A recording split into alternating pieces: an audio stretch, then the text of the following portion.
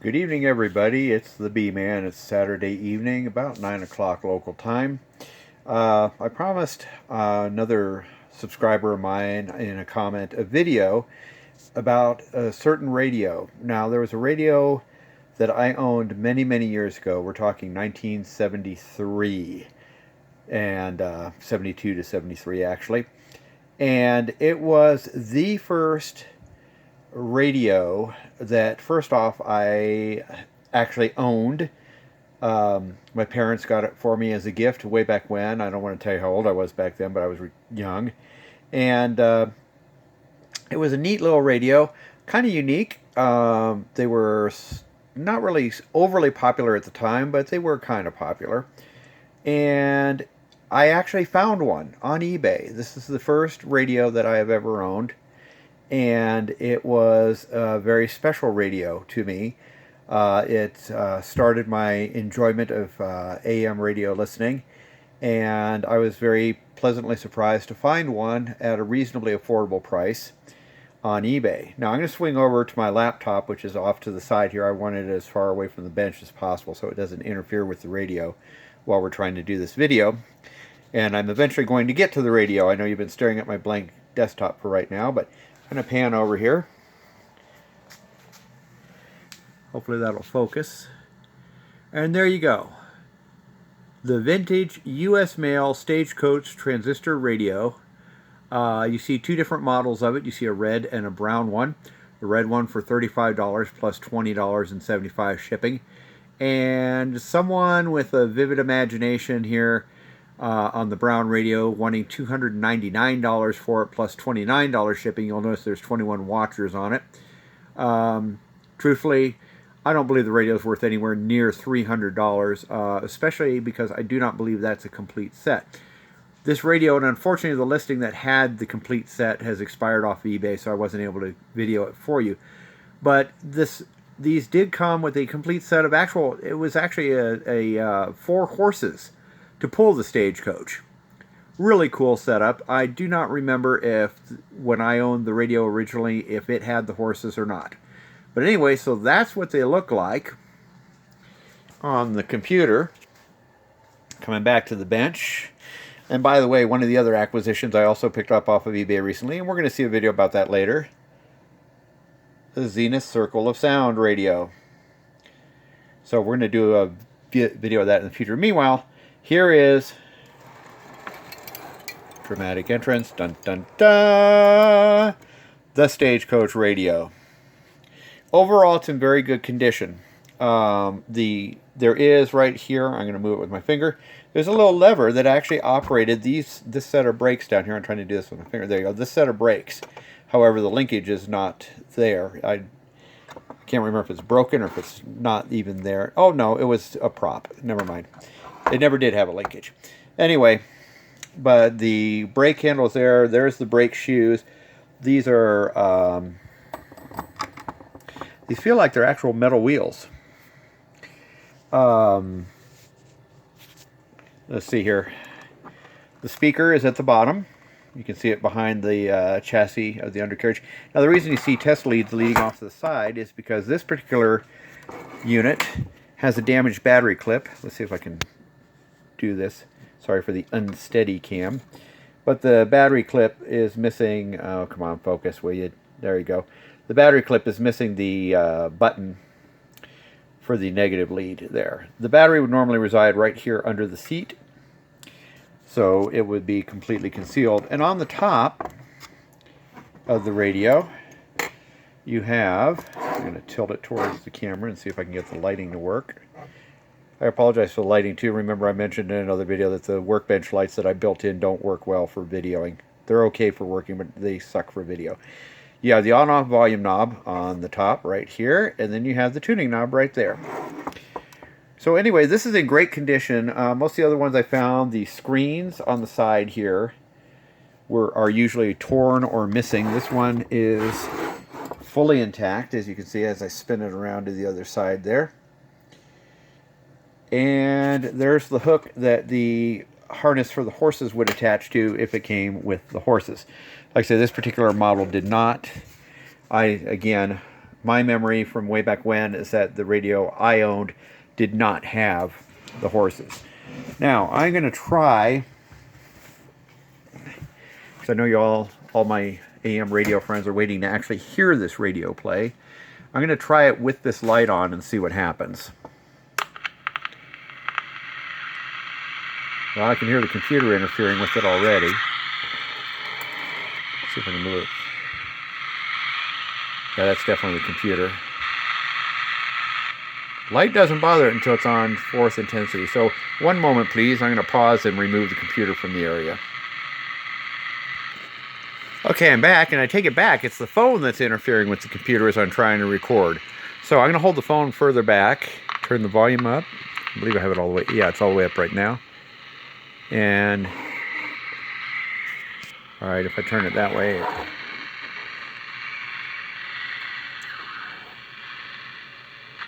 Let's go all the way down to the bottom of the dial.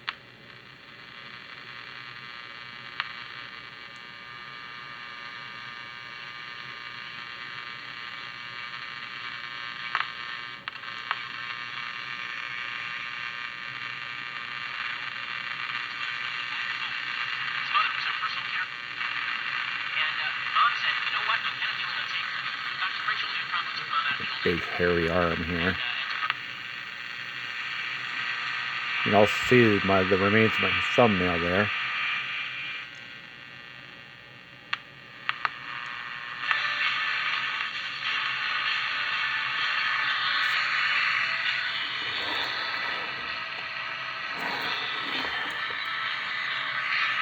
One of our local music stations.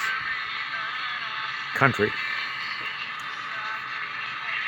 Actually, I don't think that's a local. I think that's actually a DX pickup.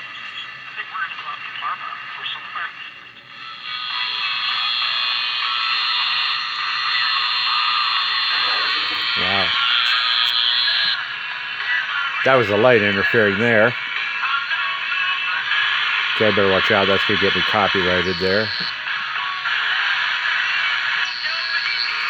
So we'll come off of this here quickly. Okay, so that was 690 on the dial. Recognize that station playing. Obviously the LED work light, desk light doesn't like, it happens to generate noise in that part of the band.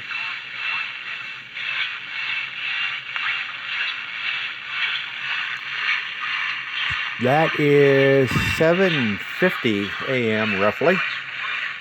So I can get you a picture of the dial. There we go, good shot. That's a station in Canada that I can pick up down here.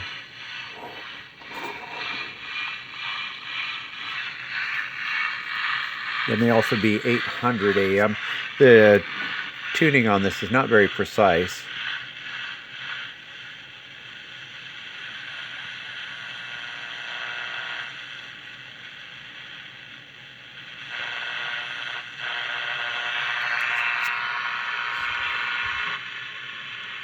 Keep trying to see if there's anything buried under the noise for the light.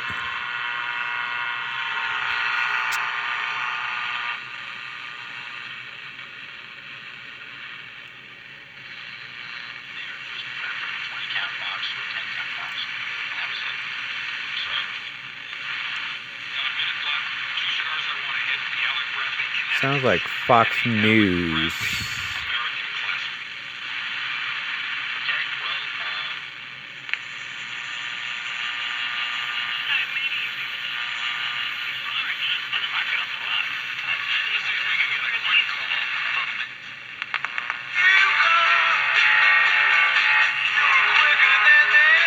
That is one of our local music stations, 9:30 a.m.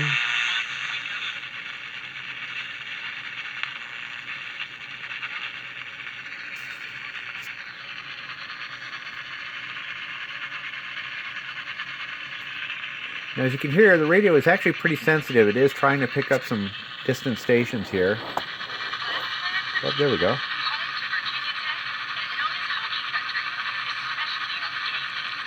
This radio really does have great sensitivity for its age.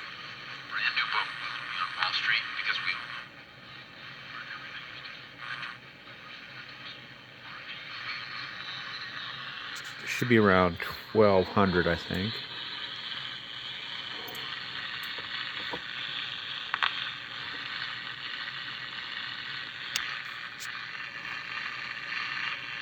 Strategy to get potential double-digit growth during good years and never lose when the next stock market crash hits. All while building a tax-advantaged retirement. Call 800-908. Commercial for on a station I don't recognize.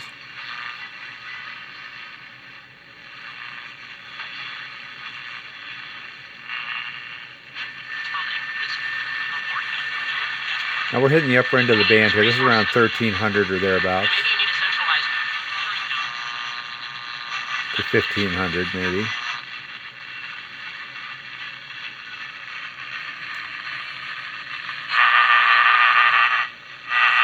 Once again, interference from the light.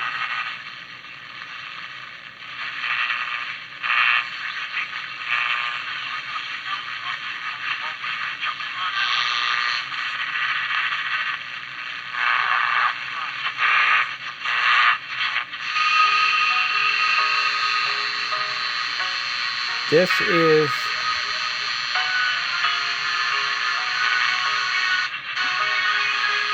I believe 1620. That's the very top of the dial.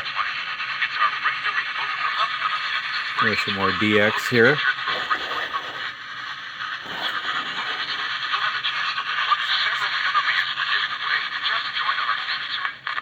So anyway, so that was the radio that's got me started.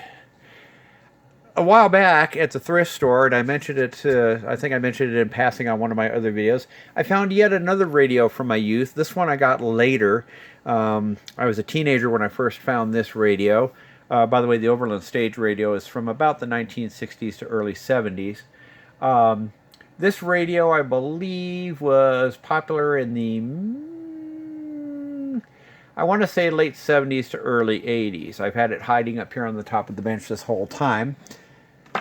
Some of you may recognize it immediately. This was a thrift store find for a whopping $3. The Panasonic Panepinto radio. These were available in a variety of colors. The original radio I had was the blue one. It's known as the Panepinto 70. There you go. There's the speaker. There's the dial, which is very... You know, the one thing about this radio that is difficult is the dial is very difficult to read unless you happen to have the light at just the right angle and hold the radio at just the right angle. Then you can read the dial really nice, but otherwise it kind of sucks. But another radio from that era, which has pretty good sensitivity, pretty good selectivity as well. We have a local, during the daytime, we have a local country station on 1290 that tends to wipe out on cheaper radios and on some of the car radios you see sitting here in the background on my bench. That station tends to bleed over all over the place and just absolutely wipe out everything from about 1170 on all the way up to about 1310 or 1320. So again, epidemic of the, or symptomatic rather, of the poor selectivity of today's AM radios. Basically, unfortunately, unlike back in the 70s when AM was still somewhat popular, they had a lot of music stations and so forth. The new radios, they don't care about AM anymore. It's like to them, it's dead, and they don't even bother. Now, this radio has noisy, dirty volume controls, and it has a glitch in the tuning cap. I used compressed air on it when I first bought it to get it to work, because it didn't work at all when I first got it. Cleaned it up, and it worked pretty good. Then it got intermittent again, and then earlier today, before I decided to make the video about it, I went ahead and cleaned it again. So we'll see how it actually does here on the bench. I'm going to go ahead and turn it on now. It's at the low end of the band. This radio operates on a 9-volt battery.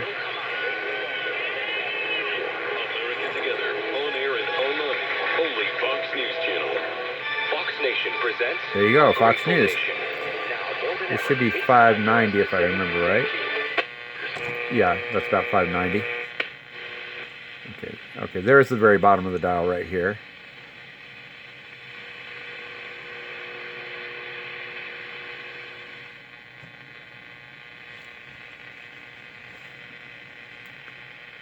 Sorry for the unsteady cam.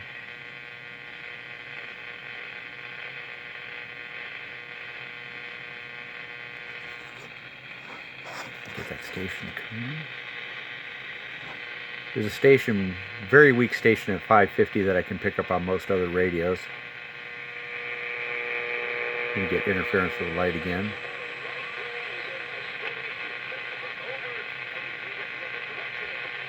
I think that's about 550 right there, actually. Despite Sanders' efforts to rally his base, USA Today suffocated.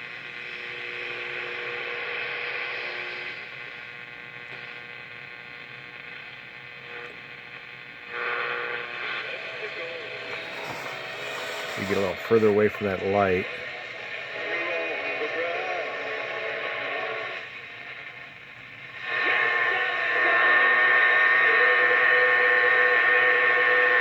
Boy, this desk lamp is just killing the radios.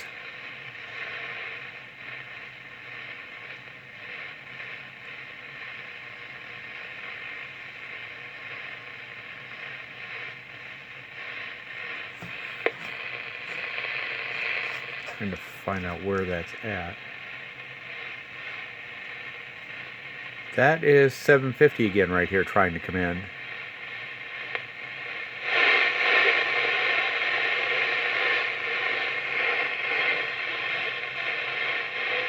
Yep, it's fighting, but it's there.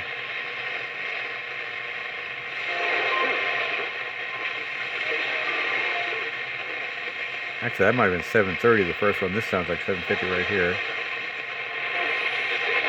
NASCAR will be auctioning off cars to help raise money for Eating America and Samaritan's Purse. I'm Richard Jordan, and this is Fox News. Fox News again. Obviously a DX station.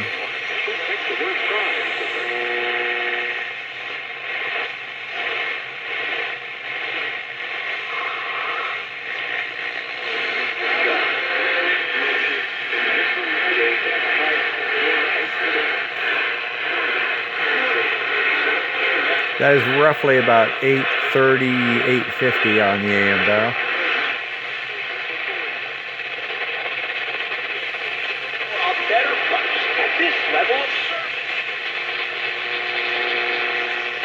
With lows in the upper 40s.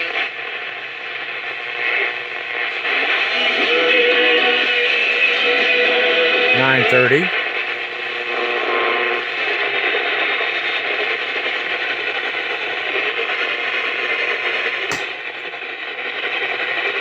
Trying to remember what station this would be.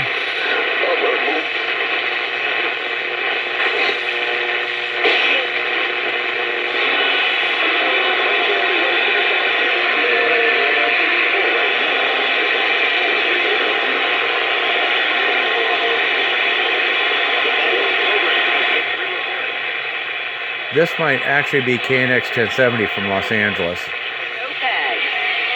Radio stations across the land, joepags.com, Facebook, Twitter, Instagram, email. It's all right there, plus the live video feed. Also the Blaze Radio Network. It's the weekend with Joe Pags. Thanks for stopping by. This guy called Mankey.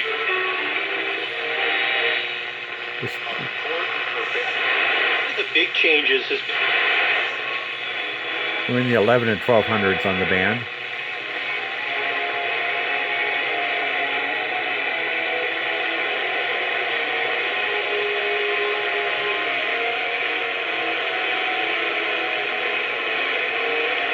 This right here is I believe it's 1180 AM. This comes from Colorado, if I remember right. Rock station.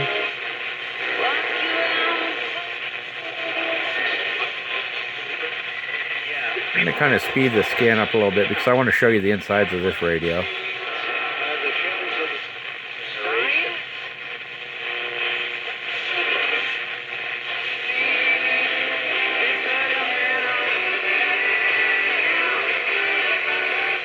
$14.30, I believe.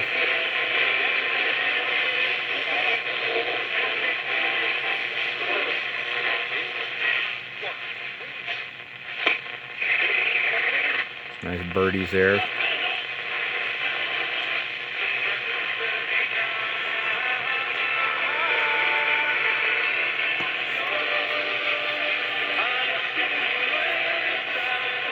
$15.90 to $16.10, I believe. And that's the top of the dial. Anyway, I'm going to pause the video one more time. This radio has an earphone jack, and originally came with a chain that was attached to it. That's what this little doodad here, the hole on this side, is for. You got your tuning over here, your volume knob right here, and of course I already showed you the dial. I'm going to pause for a moment so I can open the back of this up and show you what it looks like inside. Okay, resuming. I'm going to set the actual working part of the radio aside for just 1 second. On the bottom you have that single set screw right here that you unloosen with a coin or your fingers. It has the knob is knurled there, so if it's not too tight you can get it with your finger. I loosened it earlier. Otherwise you tighten it down with a coin to keep it nice and tight so it doesn't fall off. And inside the radio, let's flip this over and show you the really cool construction of this radio. I'm going to do a quick 1, 2, 3, 4, 5. Looks like 5 germanium transistors. This again goes way back to the days of germanium before silicon transistors. Let's do a little close-up there. Again, other than the dirty tuning capacitor and volume knob, when I first got this radio, it works great, as you heard, because it has plenty of volume. There's the speaker hiding inside of there. It's actually not, the speaker on this is not much bigger than the one on the Stagecoach radio, but for some reason this radio is particularly loud. There you can see the tuning capacitor. Boy, the phone is really cooperating with me on this video tonight. I'm amazed, actually. Let's come around here to the other side. And it's kind of hard to see. We'll see if the phone will pick it up. Yeah, there it is. There's the volume control right there. You can see it just underneath that loop of red wire. And you can see the open side there, which normally faces down on the radio when the radio is operating.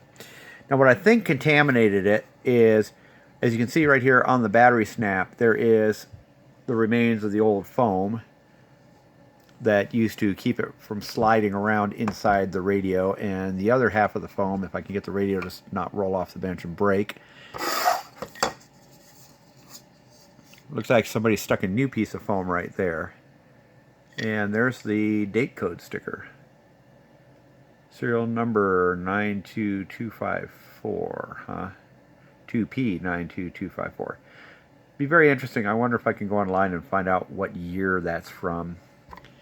But very simple construction on the radio. It's very sturdy. The speaker is held in place. This whole mechanics of it actually are held in place by this really interesting plastic ring. So this is a durable radio. I think this thing was pretty rugged, intended to be dropped around. As you can see, I've got an old Ever-Ready battery in there, and of course Panasonic wants you to use their battery. So we'll give Panasonic a plug for that. There's the Ferrite antenna. As you can see, unlike most AM radios, for those of you who've taken apart transistor radios before, you know that the Ferrite antennas tend to have coarser wire and fewer turns. If you look at this thing, this is really fine wire, and there has got to be at least, I'm going to take a stab. There's got to be at least 100 to 200 turns of wire on there, which is really unusual for an AM ferrite loop. But on the other hand, as you heard, this radio is extremely sensitive.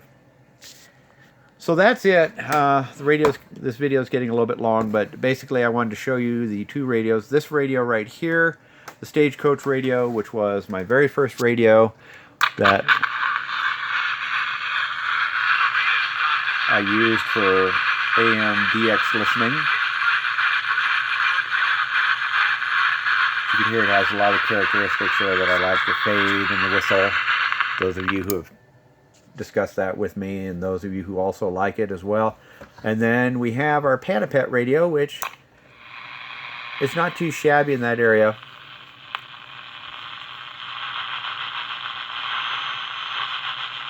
As well, depending upon how you tune it and what background noise is going on. Anyway, that's it. Future video coming up. We're going to go ahead and do a night tuning with the Zenith Circle Sound radio. Give you a brief description of this. This radio I got for $10 plus shipping, so it was about $28 total. You'll notice over here that the selector on-off auto alarm radio alarm selector lever is completely broken. It is missing the knob. It is in the on position. It's stuck in the on position. So to turn it on and off, you plug it in. And I did try the band selectors, tuning, tone, and volume, and everything's working pretty good. I think the volume control was slightly noisy, but other than that, it worked good. The one observation I had is that compared to other Circle Sound radios that I've seen on YouTube, and for example, owned by Russell 001, I believe it's 001. Russell, if I got your username wrong, I'm sorry. That radio seemed particularly sensitive. This one doesn't seem to be overly sensitive. It seems like it's a little bit off on sensitivity, so I'll eventually open it up and we'll take a look at it, see if it needs some alignment, or see if maybe something got jarred loose when that lever got broken. But anyway, that's a future video for now. I'm already over 25 minutes with this one. Hope you guys enjoyed it. Eventually I'll do dedicated night scans where I'm not talking over it on both of these vintage radios, both of them the Stagecoach from when I was about, okay, I'll tell you guys, I was roughly about 10 to 11 years old when I got that radio and first started using it. And the Panepinto, which I got later, and I had that one as a teenager. So there you go. Hope you enjoyed the videos, and stay tuned for more coming up.